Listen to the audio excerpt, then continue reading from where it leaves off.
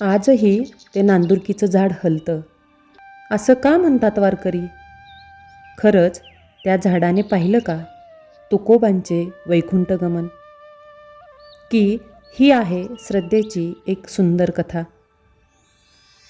देहूच्या इंद्रायणी काठी उभं असलेलं ते झाड फक्त एक वृक्ष आहे की भक्तीच्या इतिहासाचा निशब्द साक्षीदार? आज तुकाराम बीजीनिमित्त चला जाणून घेऊया त्या नांदुरकी वृक्षामागची कथा आणि त्या श्रद्धेमागचा खरा अर्थ. इंद्रायणीच्या शांत लहरींवर त्या पहाटे सोन्याचा प्रकाश उतरला होता. देहूची माती प्रसन्न होती. वाऱ्याच्या मंद झुळुकीत जणू विठ्ठल नामाची चाहूल होती. त्या दिवशी या भूमीने एका तेजस्वी किरणाला जन्म दिला, तुकाराम. साधं व्यापारी कुटुंब, साधं आयुष्य, पण त्या साधेपणात भविष्यातील संतत्वाची बीजं दडली होती. लहान वयातच संसाराची जबाबदारी आली. व्यवसाय, कुटुंब, समाज सगळं सांभाळताना दुष्काळाने घर उद्ध्वस्त केलं. कर्ज, अपमान, वैयक्तिक दुःख, जीवनाने कठीण परीक्षा घेतली.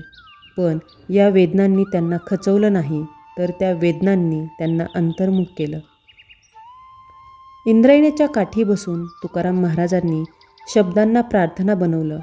त्यांच्या वेदना वीणा झाल्या आणि अभंग झाले त्या वीणेचे स्वर. जे का रंजले गांजले त्यासी म्हणी जो आपुले, हा फक्त अभंग नव्हता, तो समाजाला दिलेला मानवतेचा संदेश होता. त्यांनी सांगितलं की भक्ती म्हणजे फक्त पूजा नाही, तर माणसावर प्रेम करणं होय. संत तुकाराम महाराजांनी जातीभेदावर प्रहार केला, दांभिकतेला विरोध केला. त्यांच्या कीर्तनात सर्व समाज होता. ते फक्त संत नव्हते, तर ते परिवर्तनाचे दीपस्तंभ होते. त्यांच्या शब्दांनी समाज हलला आणि आजही हलतो. फाल्गुन वैद्य द्वितीया, देहू नगरीत कीर्तन रंगात आलं होतं. आकाशात संध्याकाळची सोनेरी शाल पसरली होती. तुकाराम महाराज नामात तल्लीन होते. विठ्ठल विठ्ठल विठ्ठल.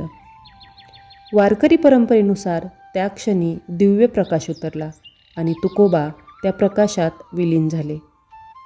सशरीर वैकुंठगमन. इतिहास कदाचित याची नोंद करत नाही, पण भक्ती इतिहासाच्या मार्गावर नाही, इतिहासाच्या कागदावर नाही, तर ती हृदयात लिहिली जाते. देहू येथे आजही एक नांदुरकी वृक्ष दाखवला जातो. श्रद्धेनुसार तो त्या दिव्य क्षणाचा साक्षीदार आहे. असं म्हणतात की तुकोबा वैकुंठाला गेले तेव्हा त्या झाडाच्या फांद्या हलल्या आणि आजही जेव्हा वारा त्याच्या पानातून वाहतो, वारकरी म्हणतात, पहा झाड हलतंय. पण खरं काय? झाड वाऱ्यानेच हलतं, चमत्कार नाही. पण भक्तांच्या दृष्टीने तो वारा साधा नसतो, तर तो असतो नामाचा स्पर्श. झाड हलतं ही अंधश्रद्धा नाही, ती आहे भावनेची भाषा. मग खरंच झाड हलतं का? तर हो, जर मनात श्रद्धा असेल तर हलतं. आणि नाही, जर आपण चमत्कार शोधत असू तर नाही. तुकाराम महाराजांनी चमत्कार दिले नाहीत, ते अंधश्रद्धेच्या विरोधात होते. त्यांनी समतेचा, नामस्मरणाचा, माणुसकीचा संदेश दिला. नांदुरकी वृक्ष आजही उभा आहे. तो सांगतो की शरीर जातं, पण विचार अमर असतात. चला, या तुकाराम बीजनिमित्त आपणही मनात एक छोटंसं देहू उभं करूया आणि नामाचा दिवा लावूया. ज्ञानबा तुकाराम.